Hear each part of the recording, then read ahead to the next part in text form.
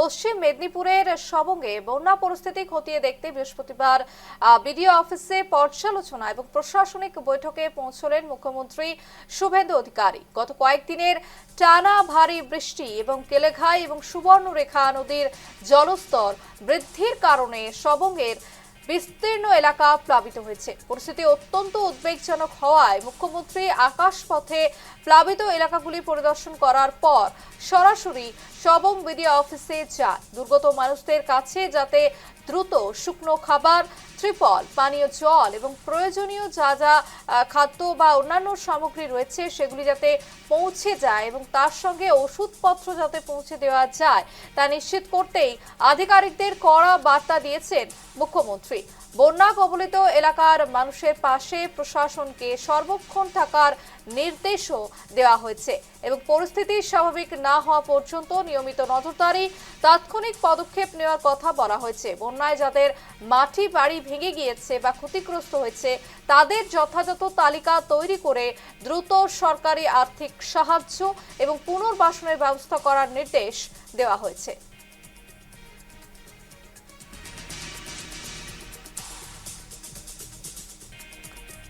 বন্যা পরিস্থিতি খতিয়ে দেখতে প্রশাসনিক বৈঠকে বঙ্গের মুখ্যমন্ত্রী শুভেন্দু অধিকারী এবং আকাশপথে গোটা এলাকা পরিদর্শন করলেন তিনি। দেখাচ্ছে সেই ছবি। বিস্তীর্ণ এলাকা বিগত কয়েকদিনের ভারী বর্ষণে বিস্তীর্ণ এলাকা ডুবে গিয়েছে এবং সেই এলাকায় কার্যত পরিদর্শন করলেন আকাশপথে মুখ্যমন্ত্রী শুভেন্দু অধিকারী এবং যারা বন্যা দুর্গত যারা রয়েছে, বন্যা কবলিত যারা রয়েছে তাদের হাতে যাতে খাদ্য এবং বিভিন্ন সামগ্রী, ত্রিপল এবং ওষুধ যাতে সময় মতো পৌঁছে যায়, দ্রুত পৌঁছে যায়, সেই জন্য কিন্তু কড়া নির্দেশনাও দেওয়া হয়েছে মুখ্যমন্ত্রীর তরফে। অন্যদিকে যাদের মাটির বাড়ি ভেঙে গিয়েছে এবং তাদের ক্ষতিগ্রস্তদের দ্রুত সাহায্যের নির্দেশও মুখ্যমন্ত্রী।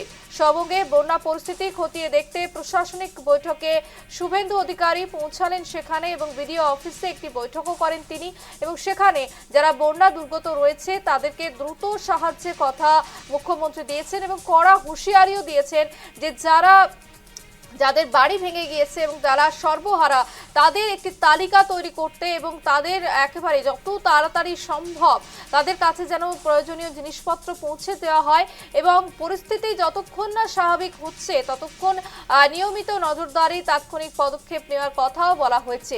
অন্যদিকে বন্যায় যাদের মাটির বাড়ি ভেঙে গিয়েছে বা ক্ষতিগ্রস্ত হয়েছে তাদের যথাযথ তালিকা তৈরি করে দ্রুত সরকারি আর্থিক সাহায্য এবং পুনর্বাসনের ব্যবস্থা করার নির্দেশনাও দেওয়া হয়েছে।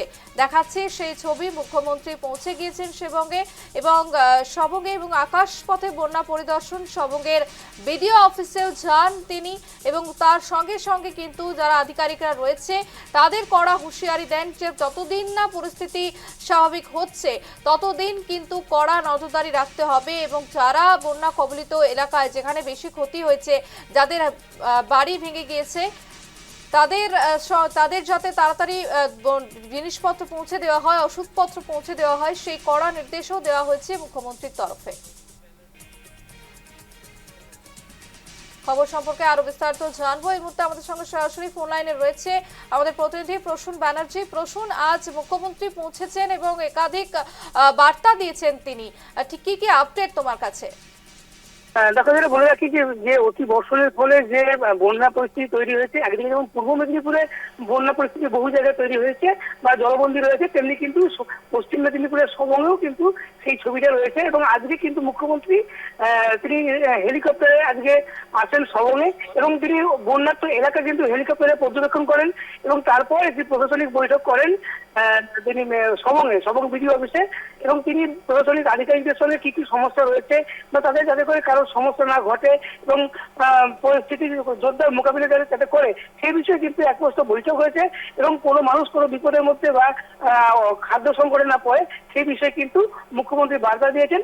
সব মিলিয়ে বলা যেতে পারে যুদ্ধকালীন পরিস্থিতিতে প্রশাসন যাতে করে নামে এবং দলীয় নেতৃত্ব যারা রয়েছেন তাদেরকেও তিনি কিন্তু বার্তা দিয়েছেন মানে এই যে বন্যা যে সমস্যা রয়েছে তাতে করে তারাও যেন সাধারণ মানুষের পাশে থেকে কাজ করে এমনটা কিন্তু বার্তা দিচ্ছে এবং প্রশাসনিক সহযোগিতা তিনি দেবেন এবং আর্থিক সাহায্য তিনি কিন্তু পরে প্যাকেজ ঘোষণা করবেন। সব মিলিয়ে বলতে পারা যায় যে আজকে যে অত্যন্ত গুরুত্বপূর্ণ এই প্রশাসনিক বৈঠক ছিল, তিনি সবঙ্গে বিডিও অফিসের তিনি বৈঠক করেছেন এবং তারপরে তিনি কিন্তু বেরিয়ে গেছেন অন্যত্র। একেবারে প্রশ্ন, তুমি যেমনটা জানালে যে এক প্রস্তুত বৈঠক হয়েছে এবং সেখানে একেবারে কড়া নির্দেশনা দেওয়া হয়েছে এবং এবার তিনি যে নির্দেশনা দিয়েছেন সেই নির্দেশনা অনুযায়ী কতটা কাজ হয় সেদিকে আমাদের নজর থাকছে। তবে আপাতত ধন্যবাদ প্রসূন।